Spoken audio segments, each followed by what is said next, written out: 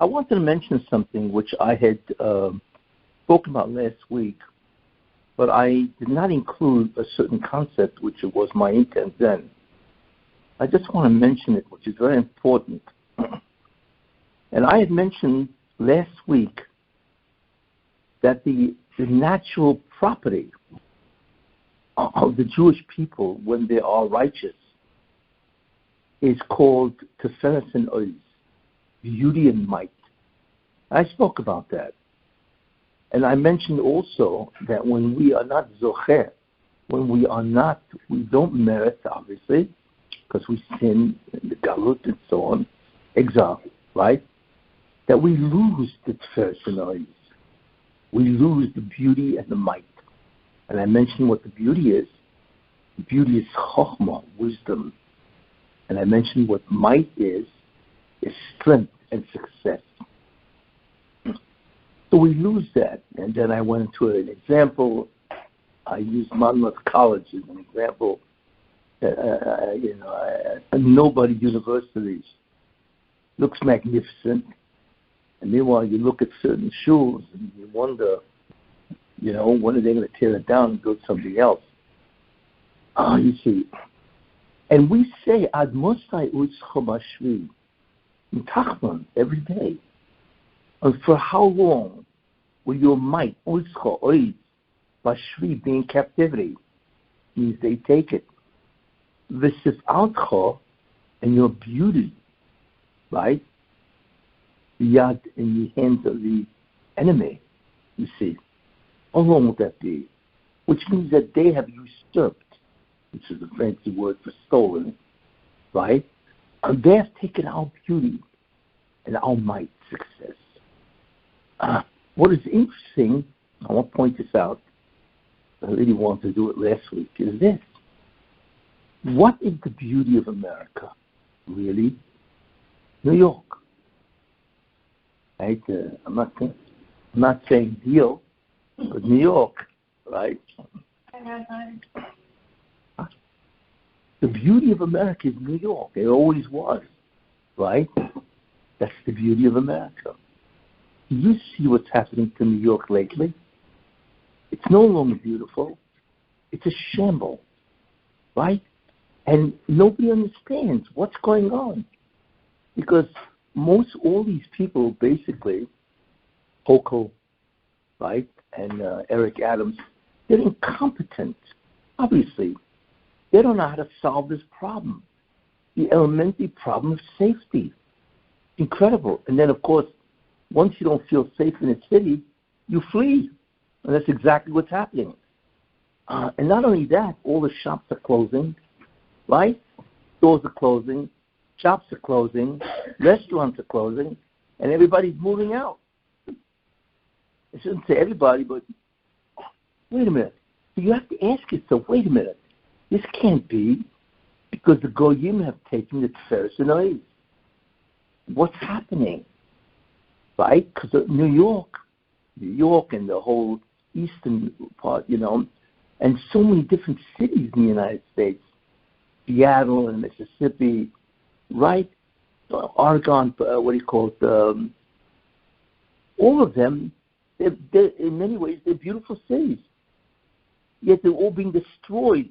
I mean, San Francisco, people say, used to be one of the most beautiful cities in the United States. And now it's fundamentally a glorified toilet. I hate to use that expression because it's quite gross. That's what it is. How is that possible?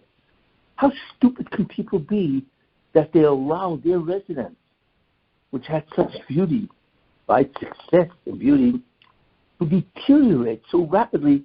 I mean, we're looking at 2 years. We're not looking at a century of abuse. And the answer is, because the beauty and the might of Esav is being restored to the Jews. That's why. That's it. That's the Tiferes and Oz coming back to the Jews. That's why you find, right, that these Tiferes and Oz, beauty and might, right, is being taken away from America, and it's being given to Jews, Israel. That's why Israel is a startup nation. Why do you think? You think it's because Jews are so bright? And the answer, of course, they are bright. But you need more than being bright. You need the will of God. God says, I want to make you successful. I want to give you tremendous chokhmah, wisdom. That's exactly what Israel has. They are the leaders in many, many areas of the world. In fact, it's safe to say now that Israel is not a third world country, although it acts like that. It's not a second world country. It's a first world country. I mean, they are leaders in cybersecurity, computers, water conservation, agriculture. I mean, it's incredible what they're leaders in. You know, their high-tech industry is tremendous. So, that's why it's astonishing that they are so poorly run. That's because of the Arab love. Without getting into that, you see. So what we see is what's called a reversal. It's going from Esau, right, to the Jews. That's the amazing thing, because we are getting back our Tzeres and Ois. That's what's happening. Obviously, the very good sign of that is this only happens right before Mashiach. So that's a real sign that things are beginning to flip, you see, because that can only happen right before Mashiach comes. Very interesting idea. And that also means a lot of other ideas I want to go into. Before I continue, however, so that I wanted to say last week, I just wanted to say that this year should be a merit for the health and success of the families of Regina Bas Yosef Reuven and Yeshaya ben Yisrael. Go find Aliyah's Neshama for these people. Anyway, and solicited merit.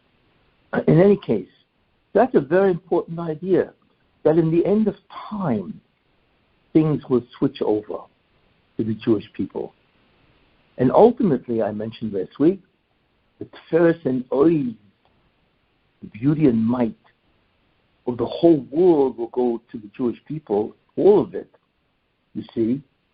And that is the Messianic era, where it says, always run to see a king of the nations of the world. Why? Because this is a drop in the bucket of the glory and honor that will be given to the Mashiach, the Jewish people.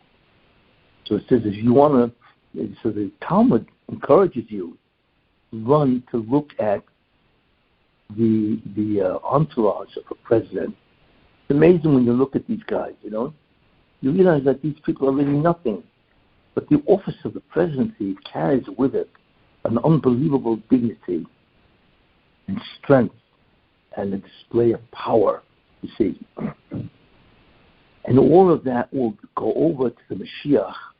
And the Jews at that time, like I said, all the Tzeres and Ois is restored to the Jews, and they are therefore the greatest nation on earth.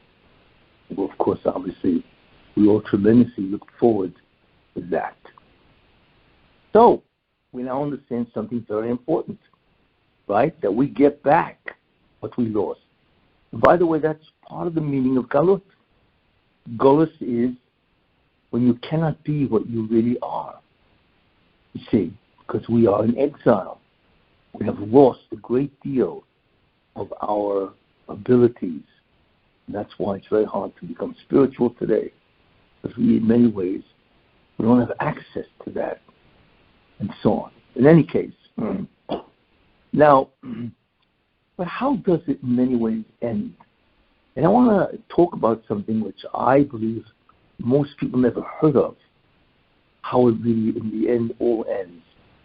And I will show you from the Chumash and from rabbis, the Chazal, rabbinic sayings and so on, how they allude to this. Although it's interesting, they don't say it openly, for whatever reason, but they clearly allude to this, you see. And this is ultimately what will happen, you see. There, we say in davening by Oz Yoshir, at the end of Oz Yoshir, in the Shachris prayers, V'olu Moshim Bihar Yoim, and the saviors will ascend on the mount of Zion, Har Zion. Do what? Nishpoit is Har Esav. Judge Esav. Well, that's obviously the end of time. Who are these people? Because it doesn't say the Olah of Moshiach, singular. It says the Olu Moshiim, and the saviors will arise on the Mount of Zion. Who are they? Well, there's a lot to talk about that, but basically in a very simple way, plural. One is Mashiach ben Yosef, and the other is Mashiach ben David. They will arise at the Mount of Zion. You see, to do what? They will judge the mountain of Esav, which means they will judge Esav. See, that's what it says. Now that in many ways alludes to a very important idea. What happens on Har Zion? Because it says, and they will ascend the mountain of Zion. Really? What happens on the mountain of Zion that they ascend to judge the mountain of Esav? And of course, that's the end. Where they will judge Esav for what he has done for thousands of years of butchering the Jewish people and so on, you know. What will happen, you see? Or what is on the mountain of Zion? And the answer is, well, on the mountain of Zion is the third Beis HaMikdash. That's what Har Zion really is. You know, we lack it today, but really, it's the third Beis HaMikdash. So when the third Beis HaMikdash, and if you recall, I said that the Gemara says, the Gemara Yerushalmi, Masechta Ma'aser Sheni, that the Gemara brings proof that the third temple will be built before Mashiach ben David, not after. That's most people make that mistake. They think Mashiach ben David will come and he'll build the Beit HaMikdash. No. The Beit HaMikdash, the third one, will be built before Ben David comes. That must mean that it's built in the time of Mashiach ben Yosef. Isn't that amazing? So before the total redemption, which happens by Ben David, the Beit HaMikdash will be built. I spoke a lot about that, and I believe that is the way that God will change the consciousness of the entire planet. Imagine waking up one morning, and all of a sudden it says, right, hey, there's a building where the mosque used to be, and guess what? It's the Beit HaMikdash in its full glory, because God will build it. He will bring it down, as I once mentioned, which is really a very important idea, because I mentioned what that is. I told you that the third Beit HaMikdash is really the Beit HaMikdash in heaven, because we know that Jerusalem has a parallel in heaven called Yerushalayim Shel The Beit HaMikdash has the same thing. It has a parallel in heaven. What's the difference between that and this other than locational? Because the Beit HaMikdash here, what is the essential concept of a Beit HaMikdash? And the answer is, it's a residence of God. Shechina. That's the residence of the divine presence. It's really what it is. However you want to understand that. But it is a certain degree of presence, of divine presence. Highly limited. But the Beit HaMikdash L'mayla in heaven, which is called the Elyon Yetzirah, has a level of divine presence which is beyond comprehension. It is beyond comprehension, the level. So what the Beit HaMikdash L'mayla really is, it is the upper Beit HaMikdash will descend and become physical and come down. And that is the beginning of a merger between the spiritual dimensions and the physical world. That's very, very important. Because ultimately speaking, what God wants to do, and I said this before, He wants to spiritualize the physical universe. Right? Could change it. Right now we're all physical, right?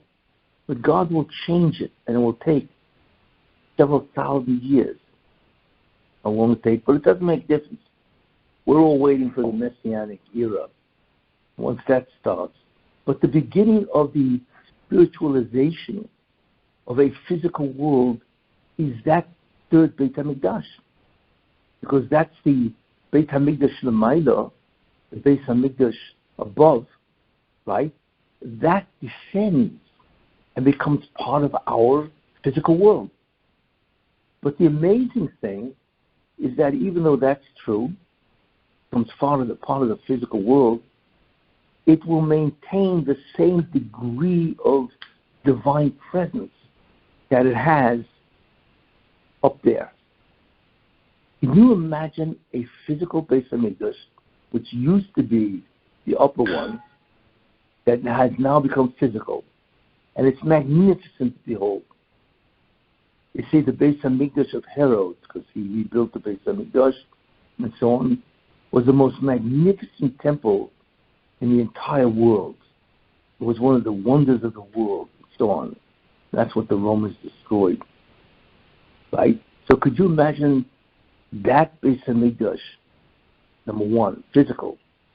But the real thing is, wait a minute, the level of Shekhinah, of divine presence, of that spiritual Beit HaMikdash which became physical, is the same level that it was when before it descended. Unbelievable. We don't even know what that is. That's the level of divine presence among the Malachim, among the angels. That's really what it is, up there. And that will descend, right? What is that called? That is called the Messianic light, right?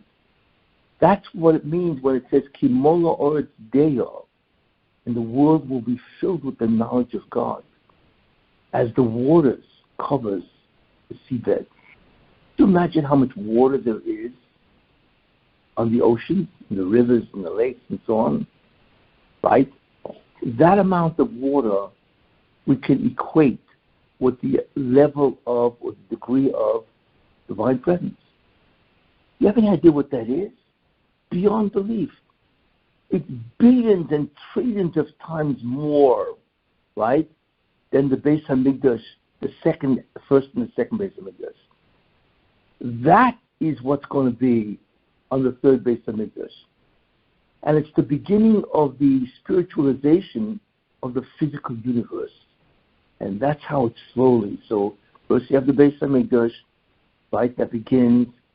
And then you have the Sheikh ben Yosef, who himself becomes more and more spiritual. And then all the Jews themselves become more spiritual. Yes, all of you will change. But not only change physically, you'll really change conscious-wise. You'll have an entirely different understanding, consciousness of who you are and what the world is. That is the Messianic era. That is what's on Har Zion. That Beis HaMikdash.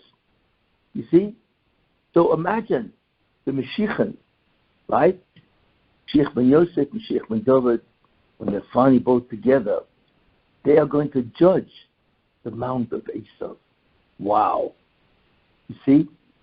And that's why it says, famous passage, it's on many of the Oren, the Bima, the Oren, and so on, and Shul, in Mitzion Teitzi Torah, or from Zion will come forth the Torah, with Hashem in Yerushalayim, in the Word of God, from Jerusalem. What's Mitzion? In Mitzion will come forth Torah. What Torah? What Zion? That is the Beit HaMikdash on Mount Zion, right? That will come forth, right? That Torah is the Torah of the Mashiach. Yeah, that's what Kimitzin Tetzit Torah really is. And the Word of God, with Hashem, from Jerusalem. Because that will be prophecy, right? The Word of God is prophecy. And that will come forth from Jerusalem. Because Jerusalem and Mount Zion, which is the Beit HaMikdash, will be the center of the entire planet. You see, like it says, and God says, and my house will be a house of prayer for all nations. Who's my house? The Beit HaMikdash. So that Beit HaMikdash isn't just another building. It is central to the experience, the messianic process. It is central. And that's why it has to take place before the end, before Mashiach ben David. It has to come down. Because that's what kicks off consciousness, you see. So, and then you're going to have Lishpoit to judge the mountain of Esav. You see. It's a very important concept. Tells you what's going to happen. You see.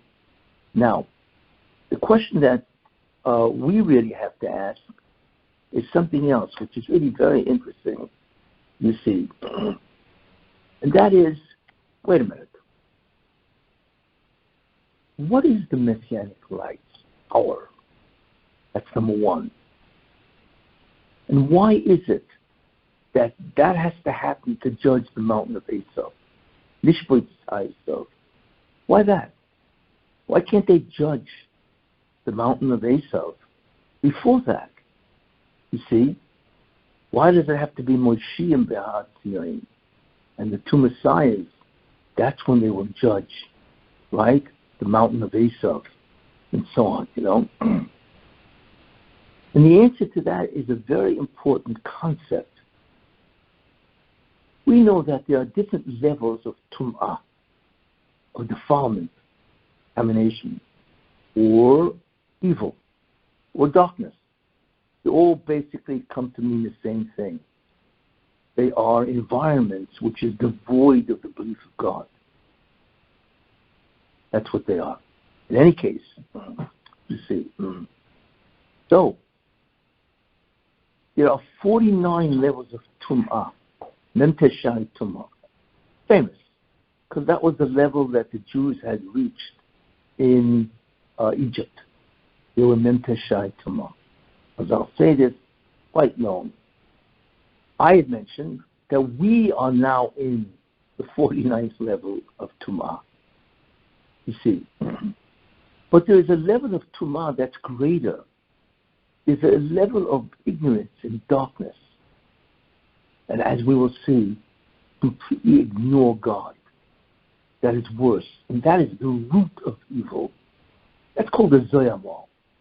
The Satan has a certain ability to project an environment.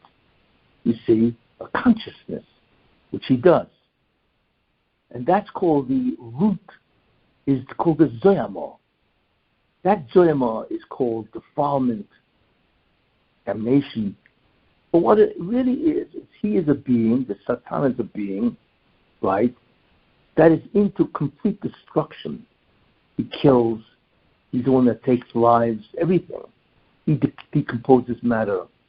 He's responsible for the law of entropy, many, many different things. And the way he does it is with his power of evil or destruction and so on. That's called Zoyamah. So the interesting thing about it is this. Even if you take out the 49 levels of Tumah, right, how do you get rid of his Zoyamah? Because he's the root of all evil. He is the root of all darkness and ignorance. You see? So how do you get rid of this guy? And how do you get rid of his Zoyamah? Because the Zoyamah, or his projection of this tremendous amount of darkness and evil and so on, is in each of our bodies. That's why we die. Why do you think we decompose? Why do we age? Why do we get sick? What is it that destroys everything? And the answer is, his Zoyamah. He is invested in the physical world. And Adam Arishan, after the sin, fell into the physical world. Because Adam Arishan was spiritual, you see. And he was, although he engaged in physical things, he himself wasn't really physical, you see. But when he sinned, he became thoroughly physical. And therefore, he entered the world of the Zoyama. As he became subject to the influence of the Satan. And we don't even know how, we don't experience it. Although I once mentioned there are physical indicators, for instance, like what happens when a person dies? Why don't the cells just keep reproducing? They do it 49 times. Why don't they just keep reproducing? Interesting question. Why do they stop? And they do stop. That's why we die. Because our cells stop. And obviously they wear out. There's nothing to replace. You're dead. That's what death is. I mean, physically anyway. So why doesn't it reproduce? And the answer is that biologists have discovered a group of tissues, of cells called telomeres. A telomere is like a shoelace with a cap at the end. The telomere prevents the chromosome in the cell from unraveling. The problem is every time that cell reproduces, it shortens by one telomere. So after 49 times of reproducing, no more telomeres. So the chromosome unravels. Isn't that interesting? Well, guess what? If your chromosomes unravel because nothing binding them, you're dead. That's what happens. Everybody has telomeres, and it all stops after reproducing, I think, 49 times, which is an amazing number, because that's exactly how much tumor levels there are. But this is what happens. You see? It's interesting, explaining death. So if you could lengthen the life of a telomere where they would not cease to be, you'd live forever. Because your cells would keep reproducing. So the only way a guy would die is through an accident, obviously. But he would not die a natural death because he's always reproducing, you see. And that's what happens. Amazing. A baby's born, right? And on the day he's born, he's already dying. The cells are dying because they reproduce. Every time they reproduce, telomere goes down. The great thing about a baby is he's always reproducing, right? And he does that till about 22 years old. After 22 years old, your body begins to diminish its ability to reproduce. So the cells don't reproduce as much, and so on. And then from 22 years and on, it's all downhill. Is that why we're going to be incarnated at 22 years old? Yes. Like that's the ideal. I'm sure you all have pictures of what you look like at 22 years old. Right? And if you don't, just ask your husband for the picture, whatever, because we all look great at 22. We had full strength, right? We were jumping with energy, youth, energy, vitality. Wow. Now you look at yourself in the mirror and you can't believe what you see, right? Why? Because telomeres disappearing, right? And so on. Anyways, so a telomere is a physical analog of Zoyama. What it is. So before the Zoyama came into, or before Adam fell into the physical universe and became physical, right, there were no telomeres. Or maybe there was, we don't know how it operated, but there was no death. Remember? God said on the day you eat, you'll die. That means on that day you're going to get telomeres that's going to shorten. And it's going to be over and finished. You see? So it's very interesting. You can actually see the physical manifestation, the Zoyama. So there are 49 levels of tumor, means there are 49 like a wheel. In the middle is the Zoyama, the incredible root force of the Satan that gives rise to 49 spokes, like a wheel, you see. So the problem is, okay, we can get rid of the levels of tumor, which is what they did in Egypt. That's why they have 49 days. Every day they counted, right? and they were able to get rid of one level of the spokes until they got to the 50th day. What was the left? The Zoyama itself, the root of everything, right? And what they had done, the Jews at that time in Egypt, I mentioned, they gave a whole bunch of film on that, is that they had extracted the Zoyama from the physical body. They actually did it because of whatever they did in Egypt. So it comes out that the Satan was external to the human body. Never happened before. They replicated the way they were at the time of Adam Harishon before the sin. Gemara says that the Jews were equal to Adam Harishon before the sin. No death, whatever, right? So the Satan was going crazy to re-enter the physical world, which he did because of the sin of the golden calf. So the sin of the golden calf allowed the Satan to re-enter with his Zoyama into the physical universe. You see. So that's what happened. Okay? But in the end, if the Satan at the time of the giving of the Torah would have been, right, how would God have destroyed that Zoyama? And the answer is the Torah. That's the power of the Torah. It is the Torah, the Luchas Rishonos. What was that? The Luchas Rishonos is the Messianic light. The first tablets is the Messianic light. So that is the root of the entire Torah. It's the equivalent, so to speak, of the Zoyama by the Satan. You have root against root. You see, it's literally the bottom, the ultimate cause. So had the Jews not sinned at the golden calf, right, then the Luchas Rishonos, the power of that Torah, right, that consciousness would have destroyed the Zoyama. Guess what? You kill the Satan.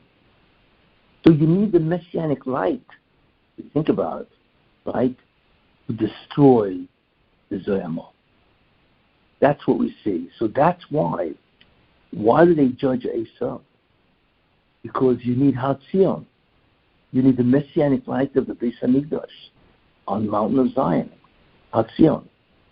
Then they could judge Esau, the Zoyama, because the angel of Esau, the Satan, his power is that Zoyama, you see.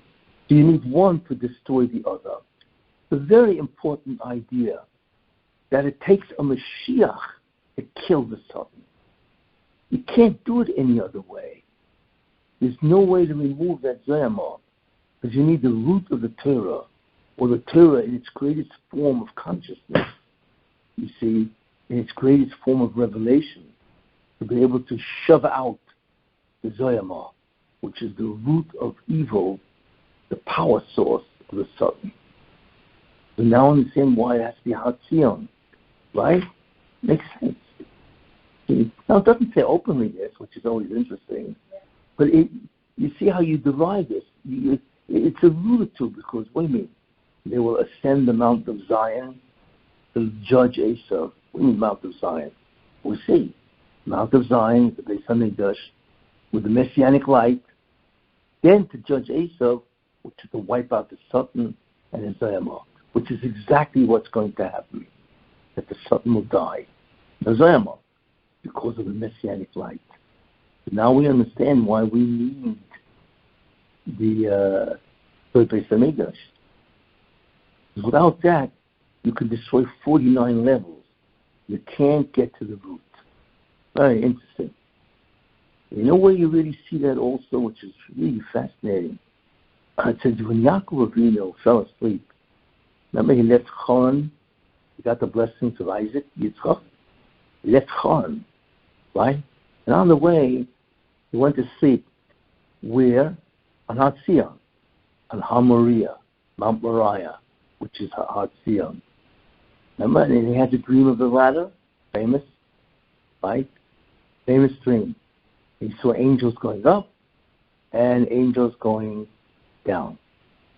Now, obviously, there's a great deal of mystical ideas in that, but it says that he saw the angels that represent the enemies of the Jews, the malachim of the nations that want to destroy the Jews, because each nation has an angel that represents it in the heavenly tribunal that tries to protect it. We encounter we know the malach of Esau is himself. Then you have the malach of Egypt, the malach of Yishmael. They all have angels that represent them, plead for them, against the judgment, you see. So it says that he saw the angels of these nations going up. But then it says that he dreamt, and he would see each nation that represents, or each angels of each nation that represents that nation going up. And guess what? They were coming down, which means they were being destroyed. So that was great. But then it says, he saw the angel of Esau. Who's that? Satan. He's going up and up and up, and he didn't come down. So Yaakov Avinu says to the bunch of them, they said, we're finished. You can't bring this guy down. You see, the power of the Zoyamah, the root of evil, it's beyond measure. It's almost infinite. And he was very, very concerned. Now, what that really means, like I said last week, that the sins of the Jews, according to the measure of God, is so great that we will keep empowering the Satan, who knows how high. So Yaakov Avinu did not see the Satan's malach, or rather Esau's malach, coming down. So he asked God, he said, does that mean we're finished? So God said, no, don't worry. I will bring him down. I mean that even though they are not worthy, they don't have enough koyach, energy, nuclear power, right, to bring this guy down, I will bring him down. But that's what God swore to Yaakov. Now that has to be understood. You see? What do you mean he was up there and God says, I will bring him down? What does that mean, I will bring him down? Because it takes the messianic light, which is the consciousness of God, the third base Hamikdash, that will destroy the Satan. I means my messianic light, consciousness of the third base Hamikdash will destroy him. That's what the illusion is. It makes sense. So God means I will bring him down. It is my Torah, my messianic light, that will bring him down. Because the only thing that can bring down the root of all evil is the root of all good, the root of all holiness. You see? And that's why it makes sense that Yaakov Avinu did not see him coming down. Astounding when you think about that. The power. And that, by the way, is indicative, which I mentioned last week, of what that's what Mar-a-Lago really is. When people, the DOJ, Department of Justice, or should I say the Department of Injustice, right? Or the FBI, right? Federal Bureau of Criminality, whatever, right? When they can go into the house of a president of the United States, rifle through his drawers, including his wife's undergarments, which last week, that is, you know what a bazillion humiliation that is? But the interesting thing is this is why Americans are fools. Mar-a-Lago is not just a disgrace of Trump or his wife. It's a disgrace of the presidency. No matter what you held from Trump, he still was president. He still had the dignity of office. So by humiliating him, right, you've stated, this is what I think of the presidency. You see? But how do you do that? It's your own, you are fouling up your own waters. How do you do this kind of stuff? You know what I'm saying? Where's the dignity? Because he was president. And not only that, and so on, you know. 'Cause that's what Americans are. I hate to say that, you know, but it's really very bothersome, you know.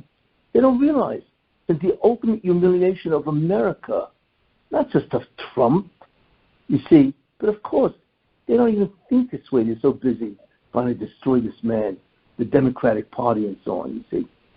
But anyway, this then is what Mar-a-Lago is the ultimate display of the Malach of Esav, Satan, going up, up, up, and not coming down. That they can take a president of the United States and wash the floor with him, use him as a mop. You see, it's interesting. Trump has a lot of hair, and they're using his hair as the mop. You know, that's what they did. Use them as a mop. Mata, as they say in Yiddish. That's what Mar-a-Lago is. Mar-a-Lago really is the ultimate display of the victory of the Zoyama. All the way to the nth degree. That's what they did. You can't get worse than that in terms of the humiliation of the United States itself, you see. Anyway, that's what they did. But that, I mentioned last week, is really the beginning of the end. That God always raises the enemy so it thinks it's invincible. And then when he destroys it, demonstrates the incredible power of God. Right? So God is not going to destroy a weakling. Big deal. So he makes them the greatest nation on earth, the most powerful, and then he'll wipe them out. But that's an open display of what's called Yad Ramah. That God says, we left Egypt in the middle of the day, not at night, but we snuck out. In the middle of the day, the Yad Ramah, with an uplifted hand in your face, we're going out. That's what God does. See? That demonstrates the absolute supremacy of God. Very important concept. But this is a concept, as I said, of the ladder. That's why it's so high, you know, it doesn't look like coming down, you see, because the Zoyama is almost impossible to get rid of. So it needs God, the Messianic light, the third Beis HaMikdash, to wipe them out.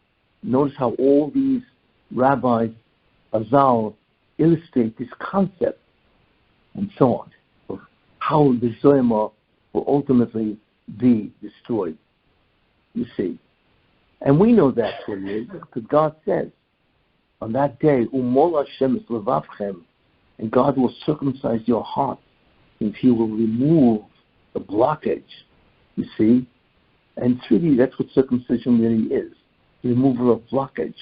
And that's the destruction of the Zoyama, you see. And consciousness will change. It will completely change. That's a very important idea. That you need the Nun Shari Bina, the 50 gates of wisdom, or the Nun Shari Kedusha, the 50 gates of holiness, counteract the 50th gate of Rama. So we're no longer dealing with how you get rid of the 49 levels. No. You need the 50th level of holiness to destroy the 50th level of Zayama.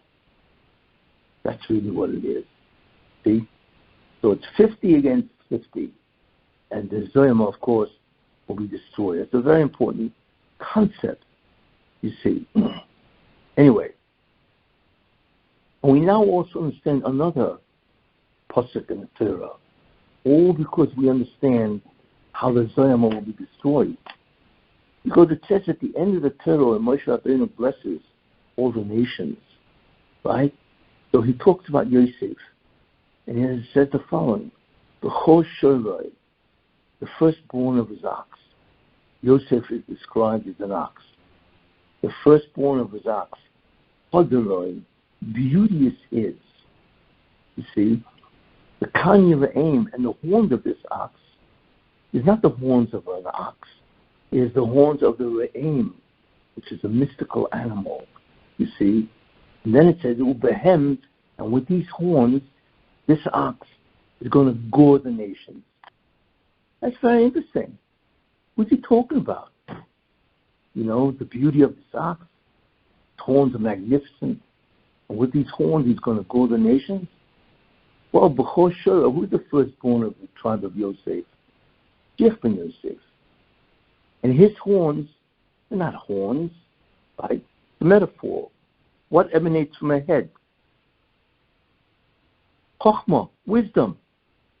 So what Moshe Rabbeinu is saying is that the wisdom that emanates from the head of the Mashiach ben Yosef is unbelievably magnificent. Yes. Right? And what's he going to do with those horns? What is the Mashiach ben Yosef going to do with those horns, with that unbelievable wisdom? Right? He's going to gore the nation. You see? But wait a minute. Mashiach ben Yosef, his wisdom, what wisdom is that? That is the Messianic light, isn't it? So if he's going to gore the nations, he's going to gore them with the Messianic light. But wait a minute. What does it mean to gore the nation? That's the Zoyama. He's going to destroy the Zoyama, the Satan. So what do we see? That he's going to destroy the Zoyama of the Satan. He will gore the nation. How? By the wisdom that emanates from his head. Right? What wisdom is that? Messianic light. So there you are. Again, Messianic light is the 50th gate of wisdom, holiness, and that is the light that will destroy the Zoyama. There you are. It's almost like the Pasuk is screaming at you and saying, what's he going to do with this energy, this unbelievable wisdom, beauty of this wisdom first? What's he going to do with that? He's going to have might. What is that might? He's going to gore the nation.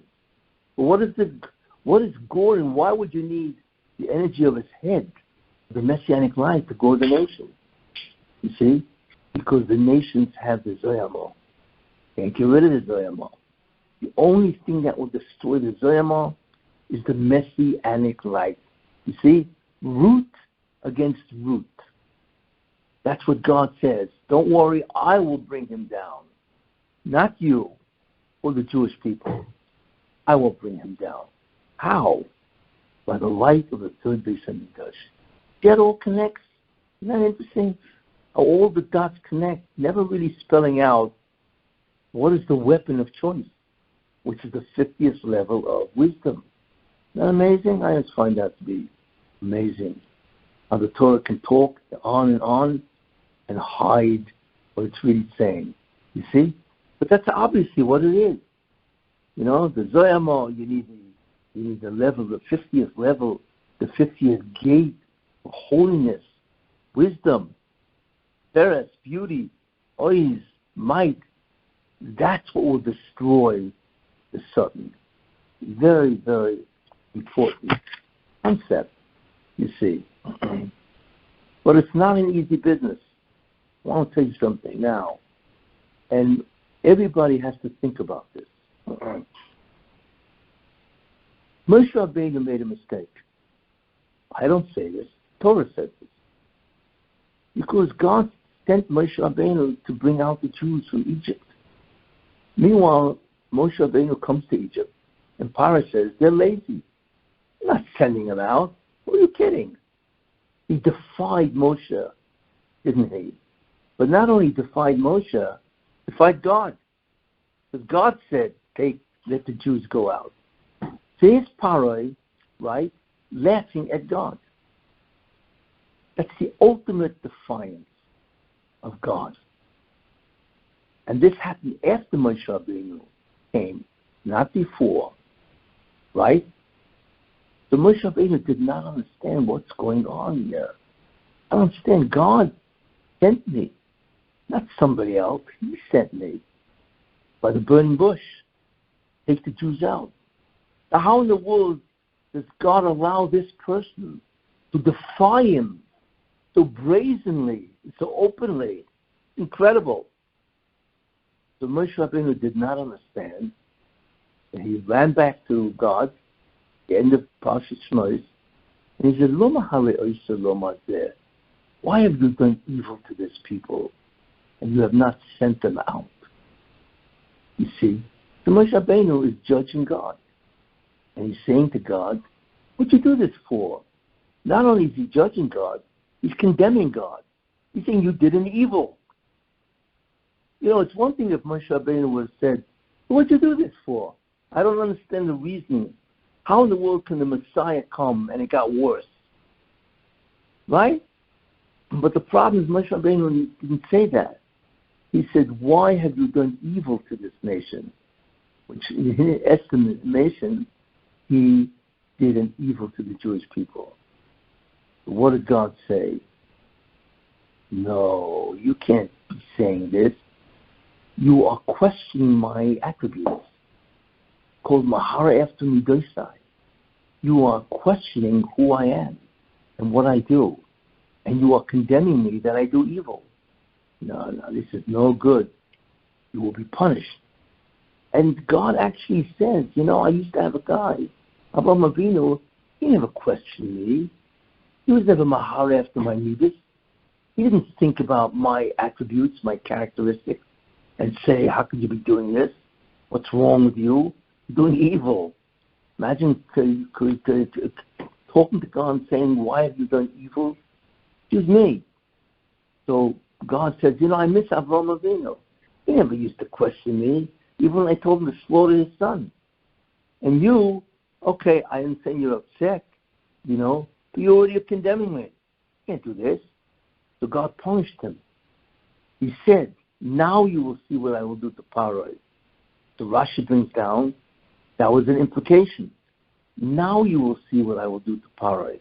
But you will not see what I do to the 31 nations of Israel. That you will not enter the land of Israel. That was the decree. That's when it started. Right? Because if you condemn me, you don't have the trust in who I am, right? Even though obviously, the observation is it got much worse, right? You can't do that. You cannot be Mahara after the midas of the Rebbe Shalom. No matter how bad it looks, right? No matter how contradictory it looks. Can't do that. And Moshe Rabbeinu certainly should have known. And of course we could say, well, he was so upset because now it got much worse for the Jews, which it did for months. It's really bad news, terrible news. And I explained why that happened. Because they had to satisfy justice. Because they didn't deserve the Messianic approach. They didn't deserve it. God said, and the Satan was screaming his head off, you can't bring the Mashiach. I don't deserve it. So God said, you're right, and I have to satisfy justice. I'm making them suffer much more. That's why he did it. So in the end, it's what enabled the redemption. Without that suffering that Moshe Rabbeinu sort of caused, they could not get out of Egypt. Because justice said, you can't do this. And God always basically adheres to justice. Moshe Rabbeinu did not realize that, you see, and he judged God, and he condemned God. And he was punished. And he was not allowed to go into Eretz Yisrael. Could you believe this? Because if you judge me and you find me wanting, you do not deserve to be a leader of the Jews. Because a leader of the Jews must accept judgment of God with 100% totality, certainty. And unfortunately, Moshe Rabbeinu learned that the hard way. And the reason for that, because Moshe Rabbeinu, you think about it, he's only human, but obviously much more is expected from him than from other people, you see. And he was, like I say, he was punished because he questioned the attribute of God. We live in a terrible time. We live in a time when it completely contradicts what God said what happens to the Jews. Right?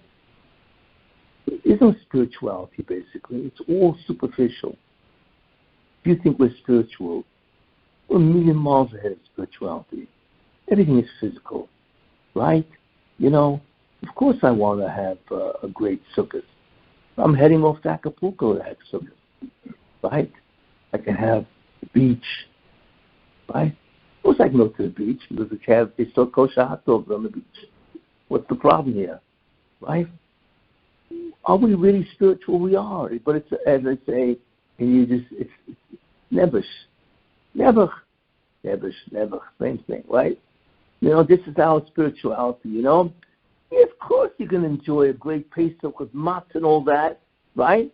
But it's going to be in Venice, where during Chalamoid you can go all around and have a great time in Italy and so on, This is the whole concept of spirituality, right? It's all about travel, having a great time, right? Best cuisines, 5-star cuisine, all about that, right? God forbid you'd have a hotel without a 5-star menu, right? How could you celebrate Pesach, right? You feel sorry for all those Jews that have to stay home never and get the plain matzo ball soup, whatever they get. So, anyway, our spirituality is the lowest rung. You don't realize that. We think this is fabulous. Wow, the guy's going to celebrate Pesach. Yeah, because he's going to Dubrovnik. Well, why not? I mean, down by the Baltics. What? What? Pesach is that? And whatever. I'm not even talking about other kinds of Pesach when the guy goes to shows, hits and shows and dancing girls or whatever else they got there. I'm not even going into that type of Pesach, right? But believe me, it happens, and so on, right? So not only have we descended unbelievable depths of inferiority in terms of spirituality, okay, but that's what we do. But it's much worse than that. I want to tell you something. We are now, my feeling is, it's surprising, we are not in the 49th level of Tumah. We are in the Zoyama itself. I'll tell you why. Wow. That means we have hit the rock bottom. You don't go lower than that. That's it. You ain't go lower. There's nothing lower. It's either the Zoyama, the something, purely satanic, and so on. Why? Because America has reached a new low, and since America is the beacon of the world is going to reach this low. You see? What does that mean? So now everybody's into denying God. God? Forget about God, right? There's a tremendous movement against religion. I'm not even going to anti-Semitism, but there's also anti-Catholicism. You see? America, there's a great deal of people against religion in general in America. You see? There's a movement. That's why there's such a rise of denial of God. You see? But besides the denial of God, right, there's a defiance of God. That's the next madrega. People defy. Defiance of God has now become a way of life, right? Especially in the matters of sexual perversion. Today, if you don't have a partner, same gender partner, something wrong with you, right? I mean, today it's preferable to have a same gender partner. You mean you don't have it?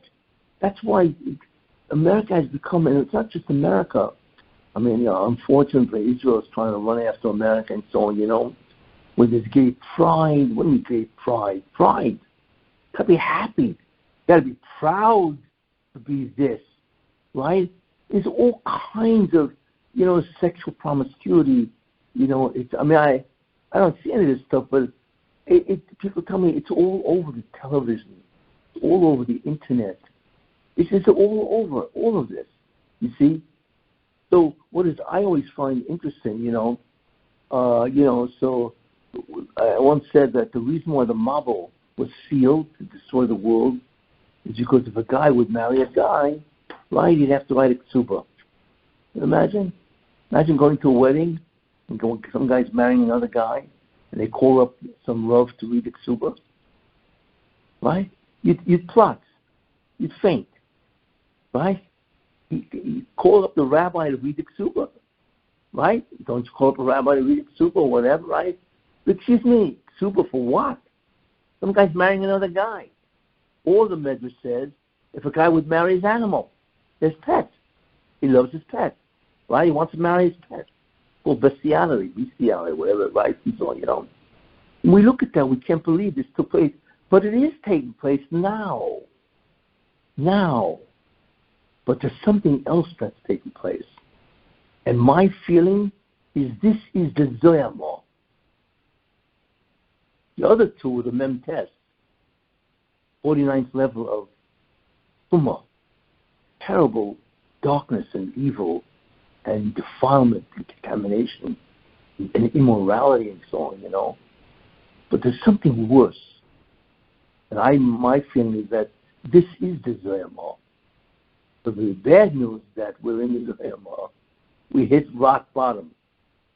The good news is that when you get to the Zohar law, that's when God will unleash 50th gate of holiness. Because that's the only thing will bring down the Zohar law. There is nothing else, in the repertoire of God. He's got to bring the Beis HaMikdash and the whole Messianic process. It's unbelievable. What is that indicated to me? I will tell you. Until now, they deny God. And then they defy God. Right? And now everybody's into dismissing creation. Where a guy says, I'm not a guy, I'm a girl. What's your problem? You can't call me he. You got to ask me my pronoun. And if you don't ask me, you're fired. You don't realize what's going on in corporate America. If you say the wrong word, if you call someone by the wrong pronoun, you're fired. You know what that is? Excuse me, for what? I read there was a story where a teacher was reading the names of the students to make sure that they're present. They got to one student, called out her name, and she said, meow. But she held she was a cat. So he ignored the meow, right? What is this? And he mentioned her name as present. He was fired, or he's suspended. Why? Because she's a cat. How dare you refer to her as a girl or as a human? Are you crazy? Is that where we've come? Yes. And the guy was fired, or he's suspended, or whatever it is. You think he doesn't believe what just happened to him? And this is happening all over America. If you say the wrong words, you're out. You say the wrong pronoun, you're out. You may not see it as much because you live in a Jewish community, a religious community. You don't see this insanity as blatant, right, as what you see now. But what does that mean? What do you mean? A guy says, I'm not a guy, I'm a girl. I mentioned, I have a student who was in Manhattan. They had to use the restroom, right? He went to the restroom, and he's passing the women's bathroom, right? And there's a sign. And the sign says, if you feel that you want to express your feelings of femininity and so on, he was talking to men, by the way, then please feel free to enter a woman's bathroom and do what you want to do. On the contrary, feel free to express your humanity, right? Do you imagine reading this, right? In other words, I'm just waiting for the day, right, that some guy's going to walk into a woman's mikveh. Right? And you can't throw him out. It's called discrimination. And that can get you in a lot of problems. With the board of the mikveh will fire you or whatever. Right? And so on. You don't realize that's the same logical idea, right? And so on. You can't believe what you read. It's embarrassing even to talk about that, but How else am I going to indicate to you how the depth of the perversions going on? Some guy walked into a woman's bathroom, shower room. He sits down. So they're all there taking shower, whatever, So they looked at the guy, excuse me, what are you talking about? I'm a woman. I have a right to be here. So there was some 85-year-old woman that wants to take a shower and says, I'm not doing this in front of you. To believe this? And you couldn't kick the guy out? He has a right to be there. Where have we come? This is the Zoyama. Because you're dismissing creation. Not that you're denying God, right? And you're defying His will. You're dismissing the whole concept. Excuse me, you're a man. There's a biology attached to that. You're a woman. There's a biology attached to that. What in the world are you talking about, right? So what they have done is they have said there is no biology. It's all transferable. It's all removable or attachable, depending on what you want to do, right? It's beyond belief. They have dismissed creation, which is a biological fact. And now that you are held accountable, and you can get fired or whatever else they're cooking up there, you get sued or whatever, And now you fill out an application. It says what pronoun you want to be referred to as. What do you mean what pronoun? What is that supposed to mean? That's the Zoyama. That's what it is. It is an absolute dismissal of God and His creation. It's over with. It's all about man's arrogance. What it's all about. Everything else is irrelevant. Well, that's the Zoyama. The Zoyama is where God plays nothing, no role whatsoever in creation. All about us, man, and the greatness of man. You see, and that's my feeling. So the bad news is that we are in the Zoyama. The good news, well, if we're in the Zoyama, there's only one way to get rid of the Zoyama. That's the third base on English. There's no other way. You know what I'm saying? And the interesting thing about that, and I hold that's why Mashiach is right around the corner, right, is that it's irrevocable and you can't reverse this because they've constitutionalized this discrimination, anti-discrimination. It's part of the Constitution. So you can't say, are you crazy? What are you talking about? This is now part of the Constitution, you see. And it's going to get much worse, and so on. So that's where we're at. So what I wanted to emphasize very importantly is this whole concept that the only way to destroy the Zoyama is by marshaling, right, the Kedusha. But it's the 50th gate of holiness against the 50th gate of evil and darkness and so on. And in the end, that is the end when you really think about that. There is no going back, like I say, because it's part of the Constitution and so on. So it's like, there's good news and there's bad news, and we now see what is going on, And as I said, Mar-a-Lago is nothing more than the barometer, the symbol of this ultimate victory of the Zoyama. What it is. That the head of the government, the feds, right, that they can step all over a president and treat him like absolute garbage. And this is the presidency, right? This is what the contempt that they hold, not just Trump. This is a contempt that they hold of the presidency and so on, And they don't seem to realize what they're doing. I'm not even talking about the fact that they are destroying, they have destroyed credibility of the FBI, the DOJ. Nobody will ever look at the FBI the same. Tragedy of that is this is a federal agency, and there are a lot of decent people in the FBI. Obviously, not everybody's, but these guys at the top, Christopher Wray and All the other Mishigoyim, crazy. Who? Yeah. Yeah, he's Jewish. American is Jewish. Oh, yeah. Jewish. Yeah, because you need the Erev Rav to help Esau win. There's always Jews. Always Jews. So that's the Erev Rav. The Erev Rav is not only in Israel trying to destroy the Torah. The Erev Rav is also with Esau trying to destroy the good part of Esau, which is Trump. Always that way, you see. So they have destroyed the respect and the authority of the FBI and the DOJ. And I forget about Biden. Biden is complete empty suit. And the fact that America allows this pathetic human being. And I mentioned last week what a Russia he is. If you remember, he's going crazy because of Uvalde, Texas, that 21 people died. That's tragic, right?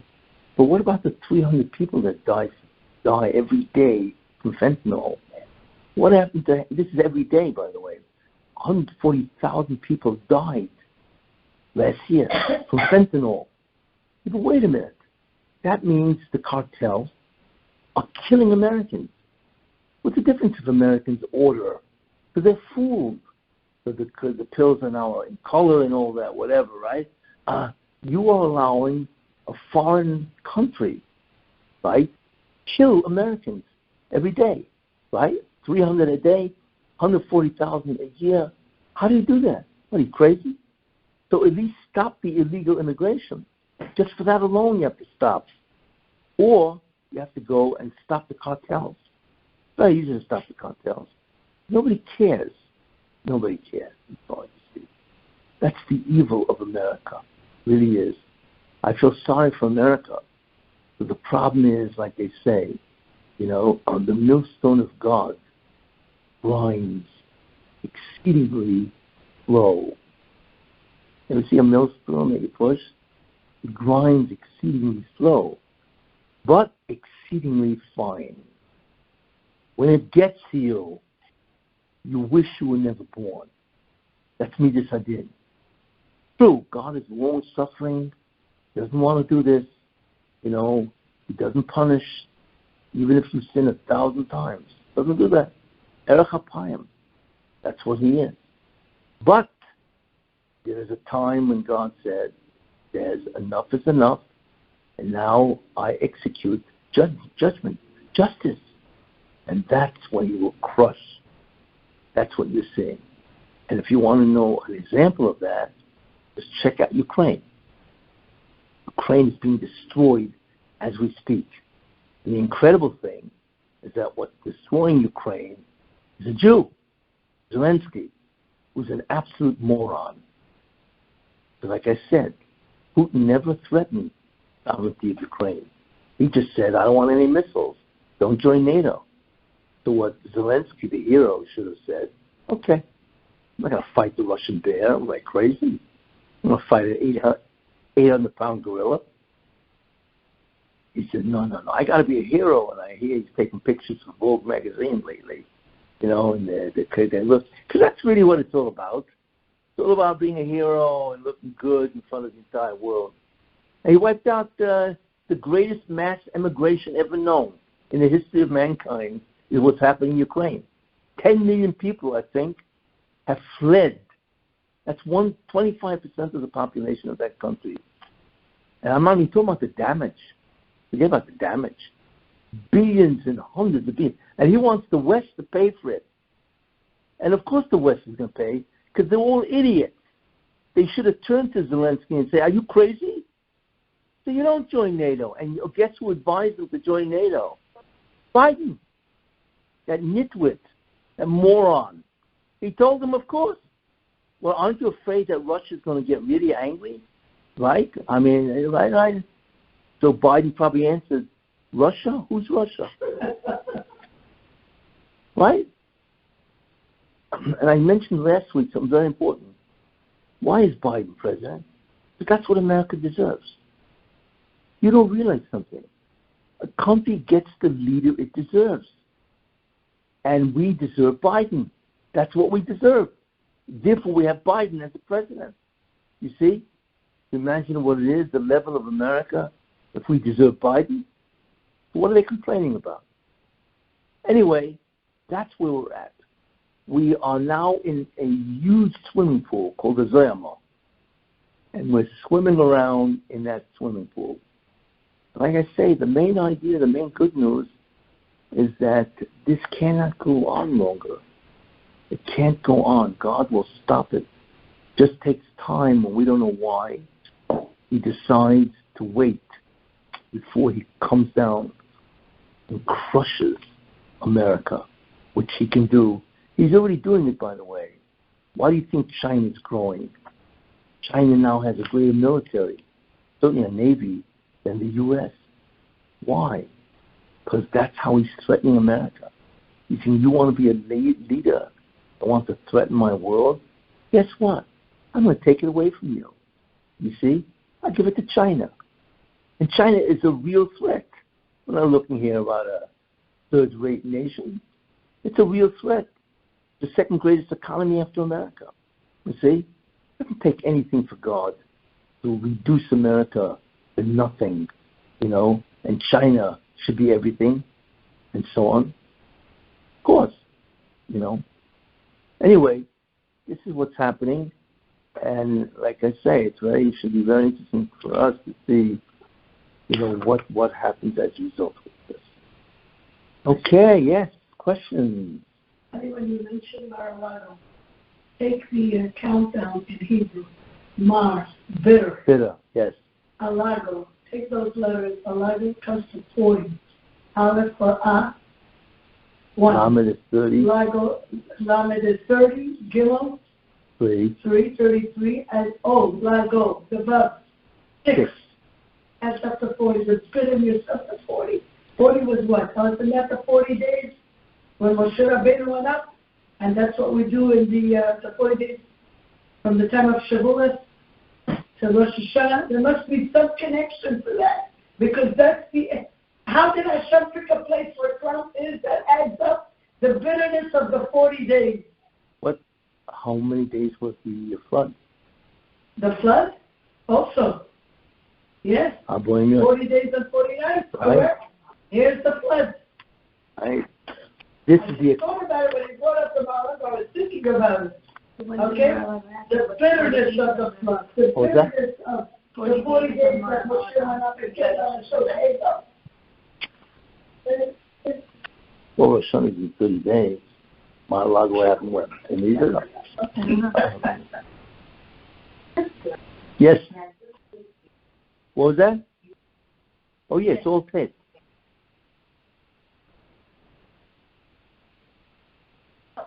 Let him answer after. Okay. So now I have questions.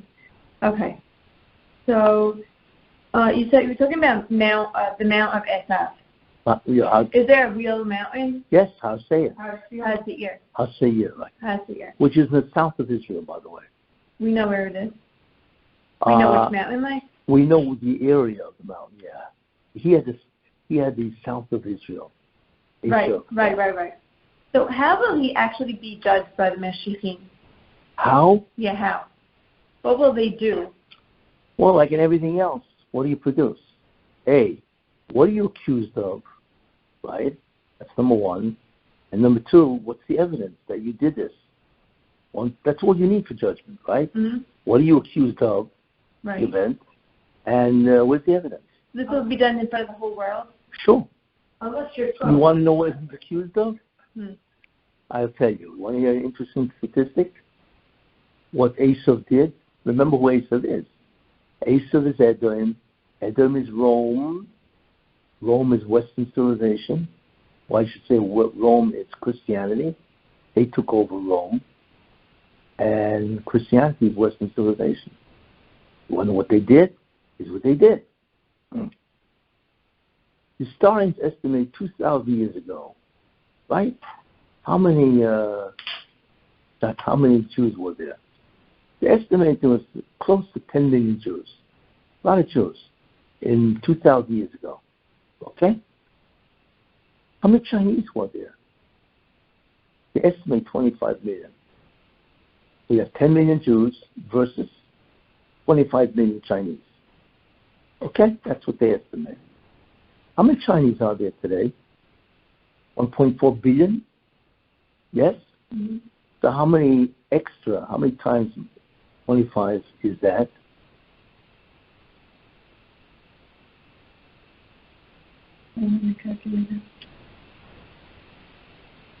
It's 56 times. Yes. But wait a minute, there was 10 million Jews. So 56 times 10 million, 560 million? That means there should be 560 million Jews based on normal propagation, reproduction, right? If they're 25 to 1.4 billion, we were 10 million, right? And we should have at least 560 million Jews. Yes? Same thing. More than half there, right? How many Jews are there? 15 million. All over the world. Yeah. Isn't it odd? Yes. Did you ask yourself, you mean at the fourth, we go back further than the Chinese, the 4,000 years of Abraham. You mean in 4,000 years, all we can muster up was... An extra 4 million. So 10 million, 2,000. Right. You mean all we can muster up is 15 million Jews? That's absurd. The Jews are the oldest race in antiquity that's still alive. And all we have is 15 million Jews? So then the question becomes obvious. What happened? There you are. Well, you had pogroms, inquisitions, expulsions, crusades, Holocaust, etc. All the slaughter. Then today, of course, but today anyway, what do we have? 50 million Jews. Today, what do we have? We have intermarriage, assimilation. That's what did it. What killed the Jews is the Goyim, the Christians. Therefore, they killed, not even intermarriage. No, there was no intermarriage years ago. Intermarriage is a 21st century phenomenon, right? What killed the Jews then were the Christians. That was basically all the anti-Semitism. And it wasn't so much the Muslims. All they wanted was that you should recognize that they are the supreme. It's the Christians. They just wanted you to convert to Islam. Well, no. Rambam, they wanted you to convert to Islam or leave the country, one or the other. What they wanted to do was to submit that they are the superior race. Muslims are not into conversion. Christians are, and I want to explain why. But anyway, so therefore it's astounding. Imagine 400, they're 15, so if it should have been 516 million, right? And so that means there are 545 million Jews missing. Could you imagine how many shuls there would have been? Right? Unbelievable. I mean, the yeshivas and the shuls, where are they? That's the slaughter, 2,000 years. And that's lishpay, the science stuff. But is there a purpose for that? Like, to keep the Jewish population so small, or is that just because of the evil? No. Keep the Jews coming back to do the tikkun. So God has to constantly erase them so they can have a new start. And so many Jews, whatever, sinning. The truth is we don't really know why. But whatever it is, we recognize that the Christians have butchered at least over 1.5 billion Jews. So we wonder, well, when are they going to be judged? That's it. God is going to say, or the Mashiach are going to say, this is the accusation. You butchered, slaughtered, tortured, right? 540 million people that should have been born or whatever over the centuries and so on. And they're all gone. There's nobody left, Yeah, even the Christians know your blood cry out. We're having King China. Yeah. So we know it's not blood, it's blood. Oh. I'll tell you something interesting as an aside. In the year 2000, the millennium, right, the Christians were worried. Why? Because if you look at the New Testament, which is obviously look at it. Well, if you look at the New Testament, right, you'll see that he said, Yeshua said, verily you will see the kingdom of God. He said to them, that kingdom of heaven is going to come in your time. And they know that. The problem is, so there's supposed to be a second coming, whatever. He never came back. So they don't understand. It's 2,000 years since he lived, right? Where's this guy? Where is he? Right? And it was coming up to the millennium, right? And they were nervous. Because for 2,000 years, he still hasn't come. And of course, he hasn't come now, right? So they don't understand, where is he? Why didn't he come? Where's the second coming, right? So therefore, if you remember, the Pope, I think it was in the year 1999, I forgot which Pope it was, but Pope went to the Kessin. Remember that? Yes. And they put a crystal in the Kessin. Why? I forgot which Pope was. Which Pope was it? I forgot which one. What? Yes, Benedict. Oh, Benedict. Yeah, Benedict is the good part. But anyway, I want to. So what happened? Why did he go? That Pope doesn't go to the Kessin. That's an admission. You know why? I'll tell you why. Because he had the same concern. Where is this guy? Where's the second coming? Right? So he figured I know why he doesn't come. Because we overdid it. We killed too many Jews. And they know that the Jews are the children of God. I mean, it says that in the Torah. How many times you are my nation? How many times? 1,000 times? Yeah. Okay, that wouldn't bother him so much. But so they felt that they overdid it. But they went back to how we love Israel. Wait. So that's why he went to the Kessin. That if I overdid it, then that's why you're not coming. Chototsi or BC right? No, yeah. He needs a kapora. Support more Israel than the Jews here. So you know what I said? I gave a whole shir. Then it was 22 years ago, right? I gave a whole shir and I explained why he's coming all of a sudden to the Kessin at the millennium. Because he's doing his Chototsi, Avisi, Pushati, right? It's Yom Kippur for him, right? And he's hedging his bet. If you didn't come, but if you didn't come because we overdid it, forgive us for killing 540 million people. Yeah, which is you know. brothers. So I added to that. I said, wait a minute, you know, why hasn't he come? You know, that's not why he didn't come. Why hasn't he come? They're wondering, where is he? Why didn't he come? And I answered the question. You know why he hasn't come? Because he's dead. Rather obvious. Except they don't recognize that he's dead. Because he's part of the kingdom of heaven and all that, right? But he's dead. The whole thing is a fabrication. Of course he's not going to come back. What does he think? He's the boss?